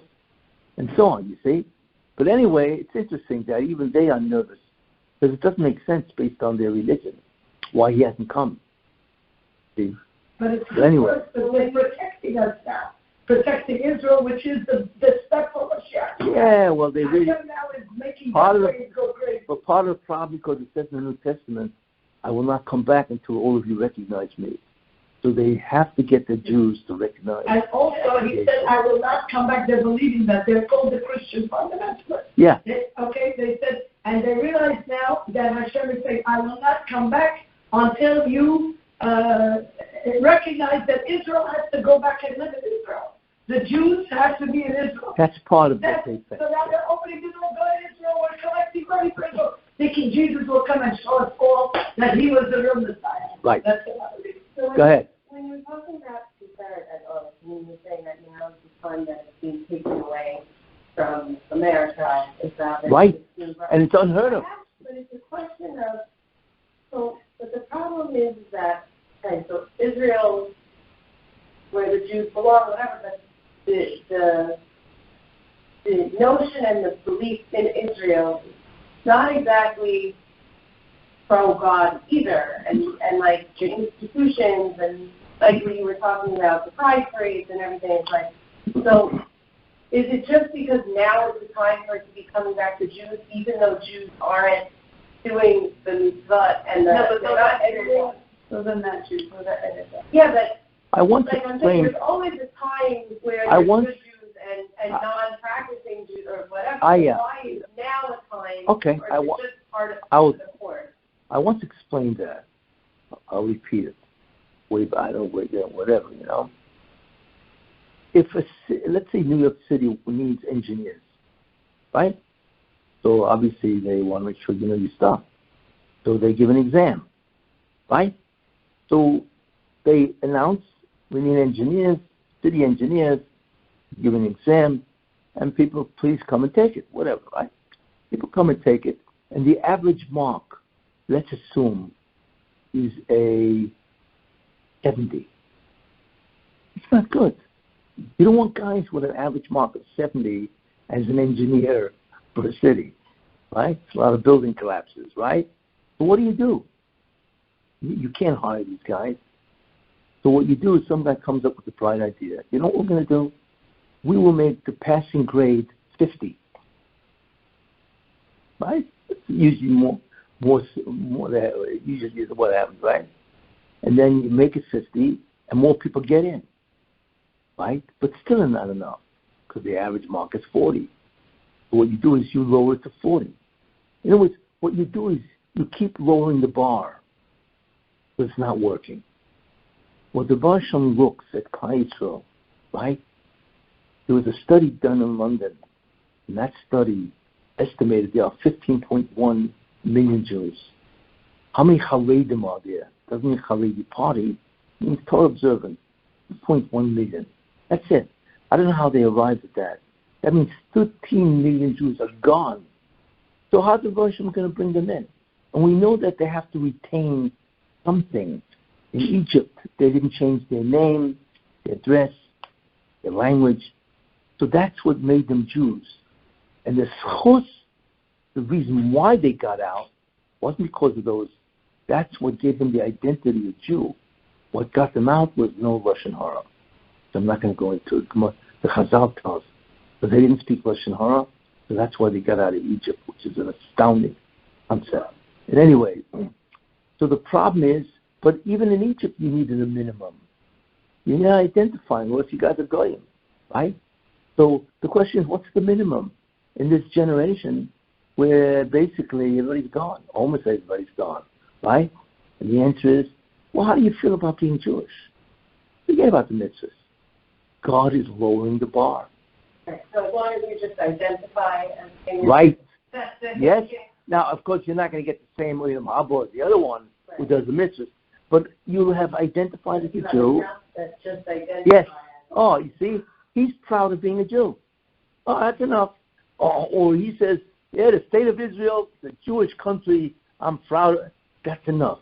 So God has substantially lowered the bar. Just because it's time for because if you don't know the bar, they're not getting in. 80% are not getting in. What do you do with these guys? Same thing with the engineer. If you don't know the bar, there's no engineers. And even if they're not good, okay, but at least you have some. But not everybody's bad. I mean, you know, or else you have nobody. I mean, you can't have nobody, right? So whatever, till you take measures to correct the solution. So God is lowering the bar. Very important concept. You see, just like he did in Egypt, lowered the bar, right? You mean all you need to do is not change your name, your language, and your dress. That's it. Not much. Although, you know, today it would be, but, you know, yeah. So that enables you to identify as a Jew, and as a result of that, in a way, we're talking about heroes because when you're saying in the religious hierarchy, they found 2 million out of the 15 million around the world. How many went out really out of Egypt? Okay, 600,000 men, 3 million. It's close to the same number where we started at 0 points with Moshe Rabbeinu leading Mitzrayim. What did we learn now in the last 4,000 years? How did we advance? Wait, not really. This is the difference. Because in Egypt you had many good Gedolim. You had the Shvatim. You had a lot of righteous people. Like the whole Shevet Levi. A lot of people. So you had a lot of tzaddikim. Right? So if they were not going to be observant, bad news. Because you have so many ways of elevating yourself. Today, did you ever look around? Who's left? So you really can't blame, in many ways, a great deal of the Jews today are honest. honest means they're compelled. They're, what's the word? Accident. Innocent, or it's they're compelled to be. There's no way to look at it anymore. Do we have the internet? Nothing. Oh, that's like a Well, and not only that, the part of the problem is also we live in an incredibly open society, which is unbelievably distracting. You don't have any idea what it is. We all know we live in America. In America, you have access to every tumor imaginable. Anything, you want television, you want internet, you want pornographic material on the internet, which is, by the way, why 50% of people are on the internet altogether because of pornography. You don't realize that. And you have that, you have music. How much time music takes up in your life? Guys have albums of 50 million records. Actually, I said, are you crazy? What are you going to listen to 50 million records? What And not only that, you have Netflix. You have any idea what goes on today? You can go in a room and sit there for the rest of your life, never walk out, and have somebody else order in, right? Every show 300 episodes. What do you see? Right. Come on. This isn't a distraction. This is an immersion. Right? You're immersed in tumor. I mean, you're immersed in, even if you don't want to call it tumor, it's an addiction. It's an unbelievable, alternative lifestyle. You see? Virtual reality. Literally, yeah. Today, it costs you a couple of $1,000. You get yourself a 9-foot screen, right? Get yourself a room, the entertainment room, 9-foot screen, and you're glued all day to every TV show, movie, musical, whatever that was ever made. It would take you 100 lifetimes to go through them, right? Then you wonder, is there any room left for some Torah? No, I'm saying not even, just in general.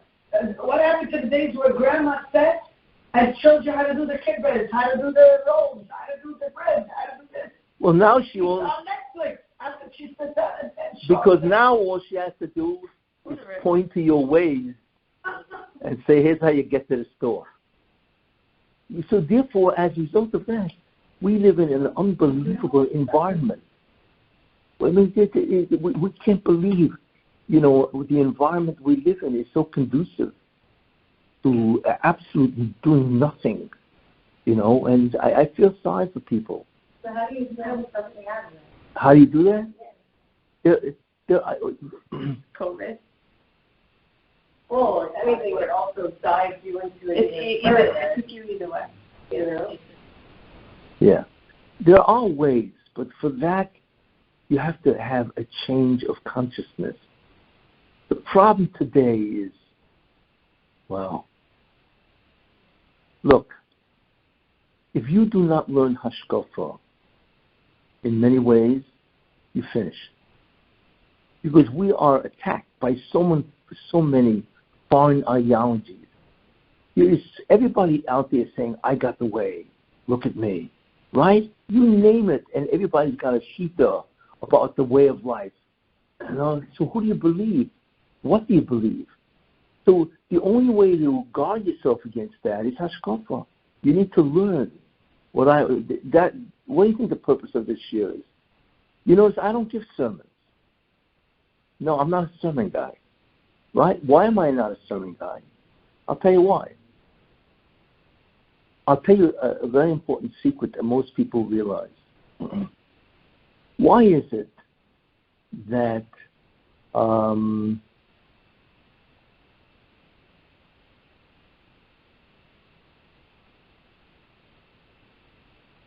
why is it you hear a shiur, a mussar shiur, or a be good shiur, or whatever, right? And one day it goes in, and the next day it's gone. You ever notice that? Why is that? And I will tell you. And here's the mistake people make. If you want to change a person, do not inspire him. You don't get changed. You don't change because all of a sudden you got inspired by a story. Today it's all stories. You ever notice?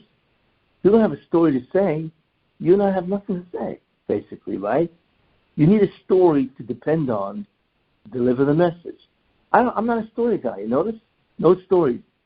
Yet everybody's fascinated. Why? Because I present ideas, incredible different ideas that are startling. You see? That's much harder work on my part. You don't realize how much work that is. I got to produce, a share that's going to hold you and grip you for 2 hours. You don't realize what kind of a challenge that is. But everybody else, check out a storybook, right? Of this godless, that godless. Now, it's nice in a certain sense, but it's all stories. And it goes in one ear, the next day it's gone. Why? Because to change behavior, a story won't do it. An inspiration won't do it. So then what will? The only way I can change you is to alter your beliefs, not inspire. That's the secret. Only if I change your belief system will you change. Because we are always consistent with what we believe and how we behave. That's the secret to change human behavior.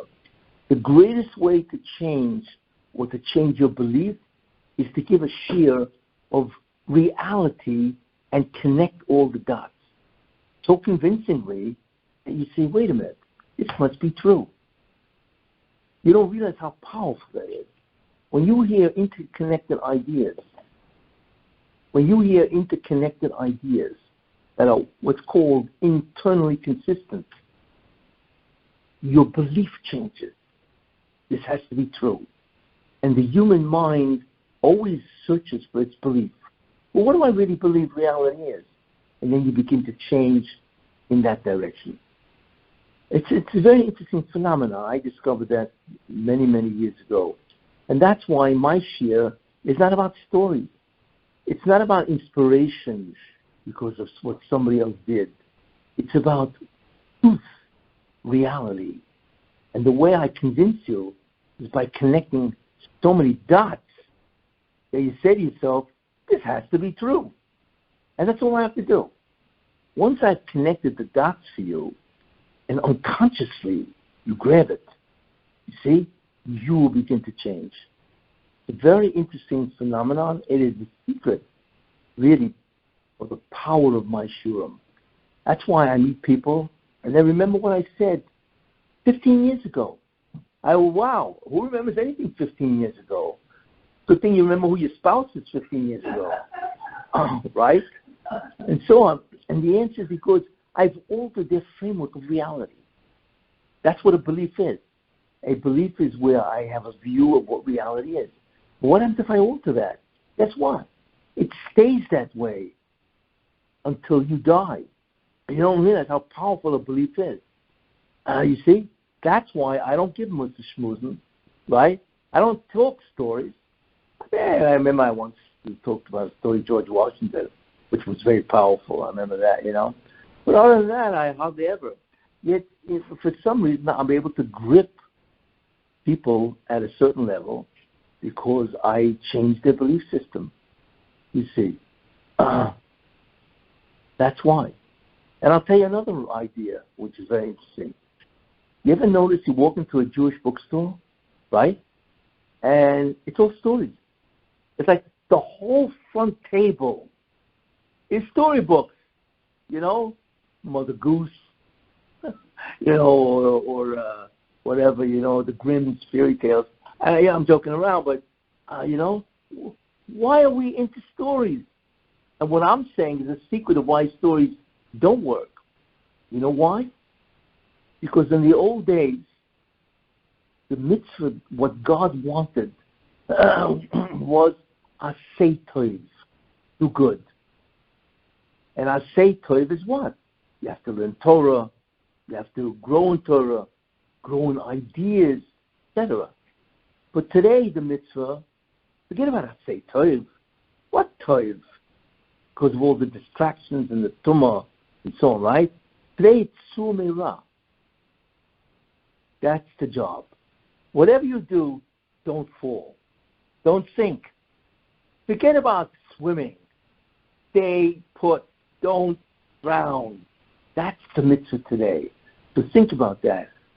In order to stay Tumera, right, you don't have to learn new ideas. You just have to be inspired, and you'll stay afloat. So therefore, what the Baal Shem did is he made sure that this generation, which needs Tumera, right, what they need, forget about ideas and depth and hashkafa and all this. No. What they need is a couple of good stories. You know, that's why. So the end of it, of that line. It's a good one. Anyway, so that's why what the Baal Shem did is he put into the minds of man or Jews, whatever, I need a good story. Because the main thrust of the Avodah today is don't fall into the evil, and therefore you need to be inspired. You see? Interesting concept, isn't it? Mm-hmm. Now you know why. Yeah, you need both, but today there's an unbelievable preponderance of stories. I mean, I walk into a bookstore and I say, wow, it's like it's all stories. They're nice stories. You ever see, as soon as a girl dies, it takes about 2 months, and then a book comes out. Yes. Of course, about the lives and times of, etc. Right? Why? It's more than that, because you need inspiration, not to sink. Forget about hashkafa. That will advance you, you see. But that's not really the avodah, except for a few people. I say Torah. It's really Somira. And therefore the proper, or the way to connect to that, is by stories. And God has arranged that everybody's into stories. I sometimes look at these guys and say, I can't believe, how do you guys come up with this stuff? Story after story. It's like it's endless. Where do you guys, I really have to admire the guys. I never seen such an unbelievable proliferation of stories. Like, how do you guys find this stuff? It was 50 years ago they didn't know this stuff. Yeah, this kind of stories. Yeah, it's always some Gedolim stories, some Hasidic Rebbe stories, whatever. But today, every nuance is recorded and so on. That's it. Because we need stories in this generation. My kind of guy, or my kind of philosophy, is not stories. It's to change your life. And I do that with hashkafa. So the answer to your question, what do? You need to get back to hashkafa. You need to teach what is reality, who is God, what does He really want, why Ramchal. Okay. That's why I'm into Ramchal 55 years. So I've made that a lifetime, pursuit and so on. But what's interesting, I find, is guess what? If you hear only a couple of stories, you get tired, don't you? Come on, how many stories can a guy hear, right? But I find people into Ramchal, they don't get tired. They're fascinated. Yeah, they may get tired listening, but not because they get tired or bored of the same idea, you see? Because hashkafa is fascinating if it is taught in the right way.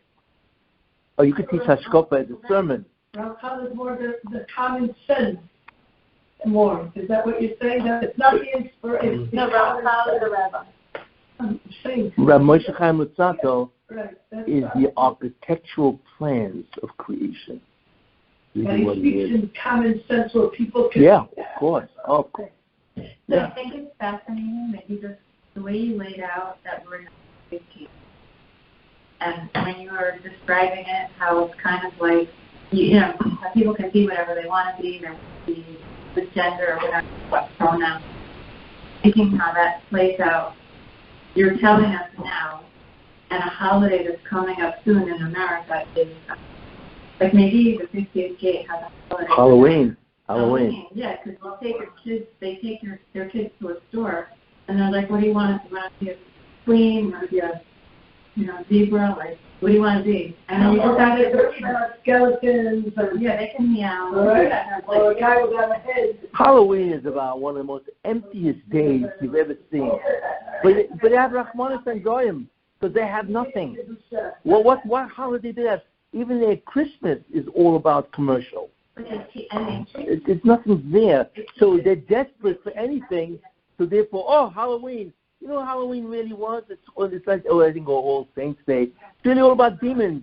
It's all about demons and witches and goblins and, all the other stuff. Rabbi, I have a question. So Sure. Going back to Ramchal, in Mishkan Elyon, when he talks about the Beit HaMikdash, Yes.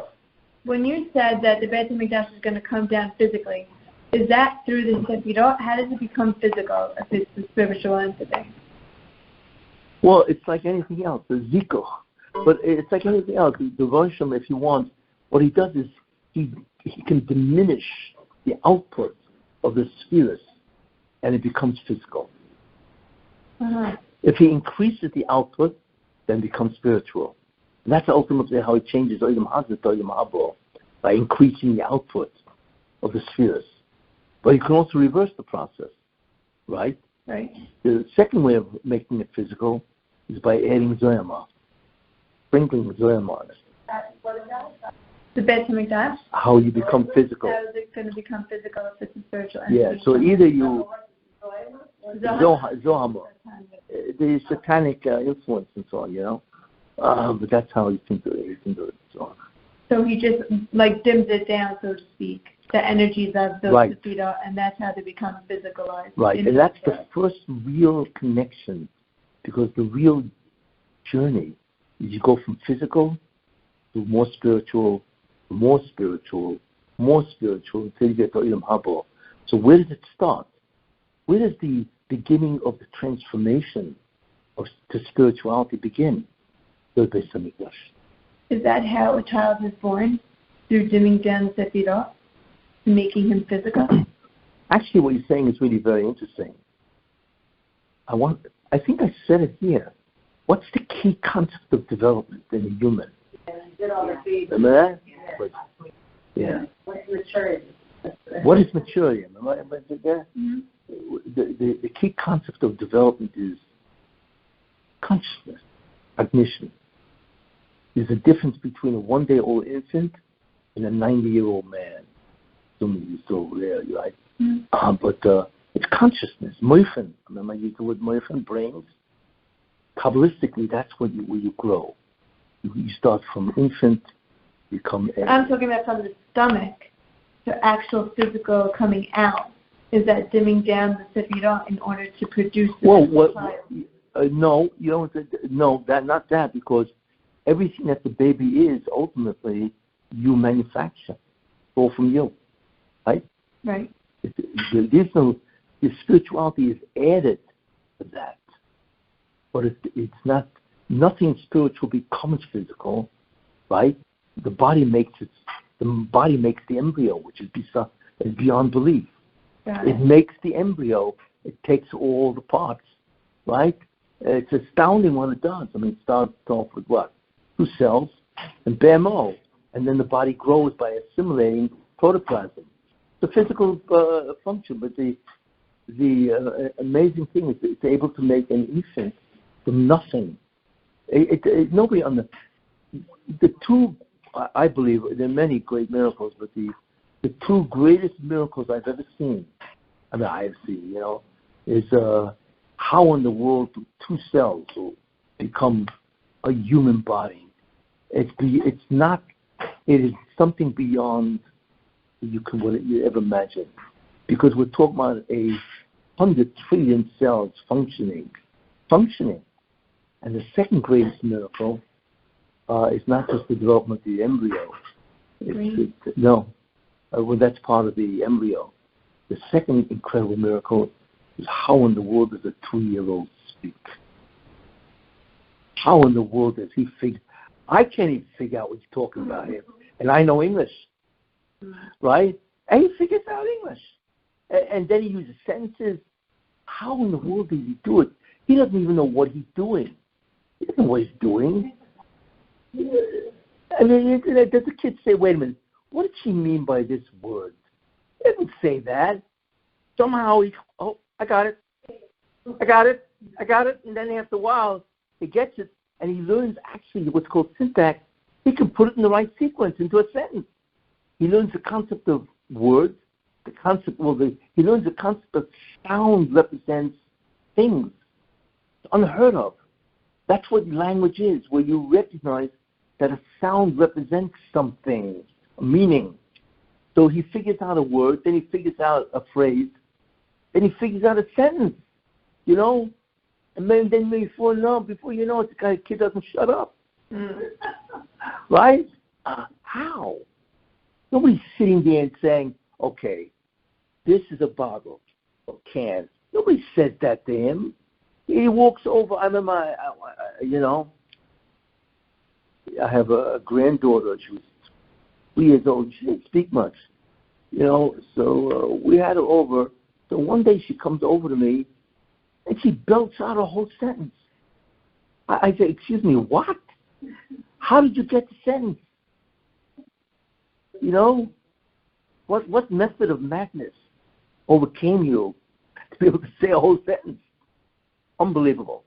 You don't realize the nest. Yeah, of course it's the brain doing what. Come on, who cares? Evolution can't do this. In 1 billion years, they couldn't make a kid that knows language. Yet every kid, and we know why, because if you don't talk, you're not human. That's the end of interconnectedness. But the Rabbi gave the ability of a 2-year-old kid, a 1-year-old kid starts to babble. At 2 years old, they have phrases. How? There's no instruction here. You can't massy the miracle. If you think about that, what a miracle that is. So, Rabbi, going back to the Beit HaMikdash, you said that that's going to come down first, and then Mashiach ben Yosef is going to happen second. Because Mashiach ben Yosef probably will come first. He has the Pekidah first. Yes. And then the Beit HaMikdash comes down. Right. And then his announcement comes out, meaning he'll be more known, well known. Yes. He's going to grow. Yeah. So he needs the Beit HaMikdash down in order for him to. Or else he doesn't have the Shefa.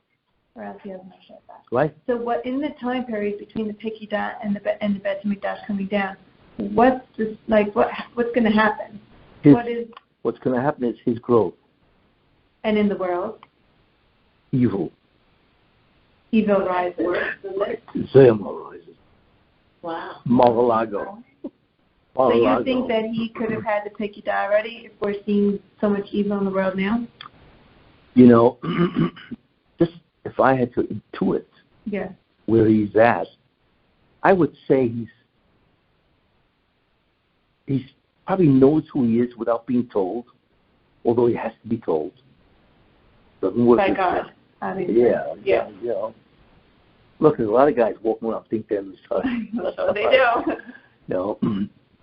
So he already has a very good guess about what's happening, which means that he's enough out of the klipa, or his consciousness has been released, where he's aware. But it hasn't happened yet. But because the Zoyama is growing by leaps and bounds, like I said, my feeling is we are actually in the Zoyama, not the 49th level. And the only thing that can counteract that is the 50th level of Yusha, which is the Messianic light, or the beginnings of it. That's where we're at. We're like at the tipping point. So when you were talking about the telomere, that's my feeling. How the telomere of a chromosome is the Zohama. Yes. Okay. That's the physical manifestation of the Zohama. So when you get sick, does that mean that your body has more Zohama in it? No. We all have Zohama at a certain level, and that's all. So sickness doesn't tell you anything. No. It's not a parameter, so to speak, of your Zohama. No. Zohama is fixed.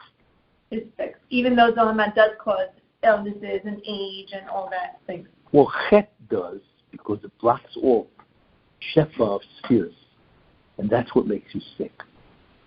Through sin. Right. It's a sin that makes you sick.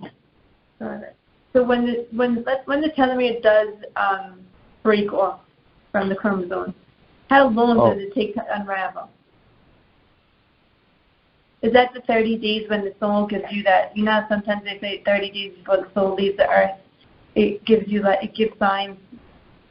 You know what I'm talking about? Before but no, but it's not. That's not.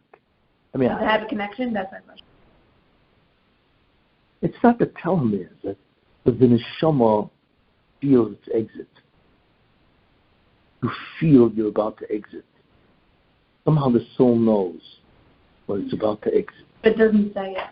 No, it's an intuition, feeling, and that's why people say, I'm about to go. They somehow know, without knowing why they know. They know.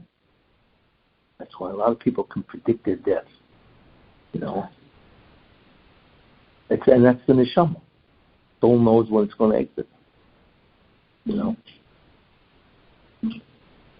So now let's say Elul is, we're in Elul. We're in the month, God willing, of repentance and coming closer to Hashem. Right.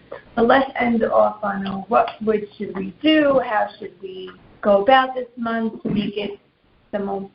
Well, I once said, several times already, the most important thing you can do is I said Moshe Rabbeinu, when there was a chet or egel in the golden calf.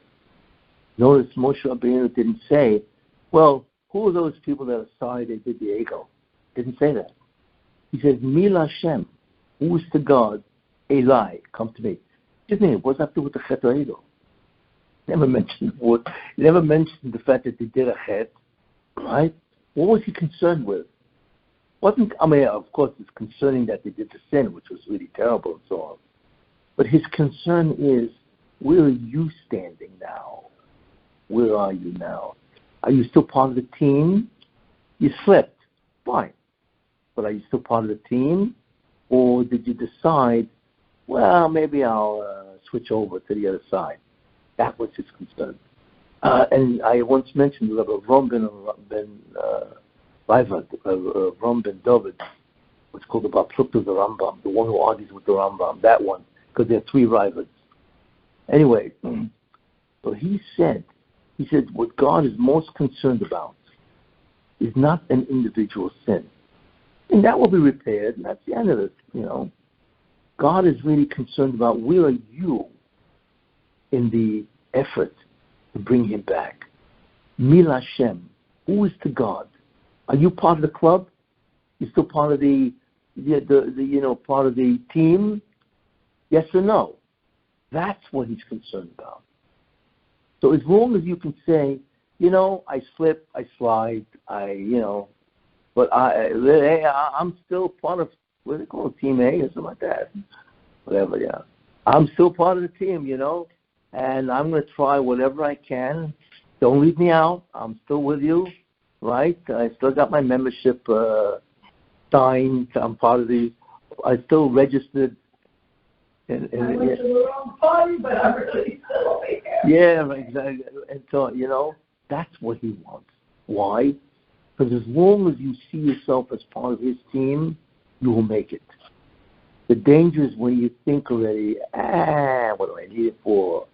Too hard. The world looks so attractive. There's so much stuff going on, and I'm missing it all out. That's the danger part. Do you know anything about Har Sinai, where really it is, what country, and where Midian, and all what happened to Egel? Because word is that it was in Saudi Arabia, all this stuff. Is that true, or it's a word out? And they have proof, all right? Showing the Har Sinai and everything. No. Oh, it's not true? Okay. No. I'm saying we won't know where Har Sinai is until the end. Why? Because what happened on Har Sinai never happened before. God revealed his presence in terms of the messianic light. Therefore, the whole mountain has to be hidden. And what? Hidden. Yeah. Mm-hmm. Because that mountain still retains the holiness. Right. That never left. Just like the Beit HaMikdash. It's still holy. That's why you can't go there and, and so on. Because once God enters that place with that type of presence, it's all unbelievable. The mountain thundered and all that, and everybody died because God spoke to every Jew. It's beyond belief. what they experience, which we do not know, that is permanent. So if you find a mountain and you're walking up that mountain, you could die. I don't know if you'll die, but you're going to get shaken up. You won't know what hit you. Because you're going to say to yourself, why am I experiencing this? So what is happening to me? You see? Because that Kedusha, it's called the Rishimoi. Rishimoi means the Roshem, the impression. When God enters a place and he leaves, he doesn't leave. He leaves over a Roshem, an impression. You see? So the original power is gone. But there's a Rishimoi. And that Rishimoi can knock you out. So imagine if you find a mountain and you're walking up that mountain and you're feeling this. What is going on here, Then you have found Har Sinai. But God doesn't want people to find Har Sinai. You know what I'm saying?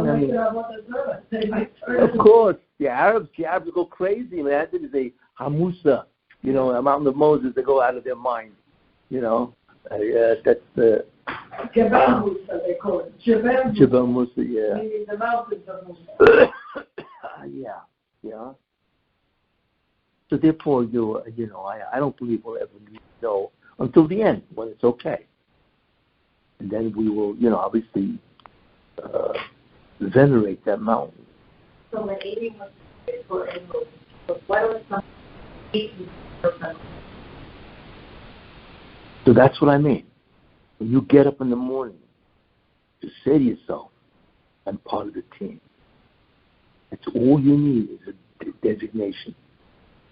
You don't need more, but you need a reminder. You need what's called what's the word for it? Rededication. I'm still part of the team. Whatever I can do to advance the team, I will try to do. That's it. The most important thing you can do. Because once you abandon the team, you've been abandoned.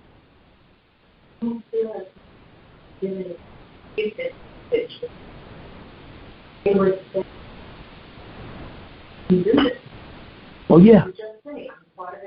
That's all. People do not realize what the essential. Yeah. But those that didn't go with Moshe, the earth opened up and ate them up. When he said, "Are you coming with me, or are you not? Who are you with?" Mm-hmm. And those who went towards Moshe got saved. They didn't know those that didn't go. The people who didn't go stood in their ground. Very good, Korach and the rest of them. Right. Okay? Right. The earth opened up and swallowed them. Right. And they weren't 2-3 people. They were a good couple of thousand. Yeah. Listen. No. Then they really, they believed in Hashem and they served Moshe. Yeah. Well, you know why God was very serious with them? What? That's a very strange way of dying.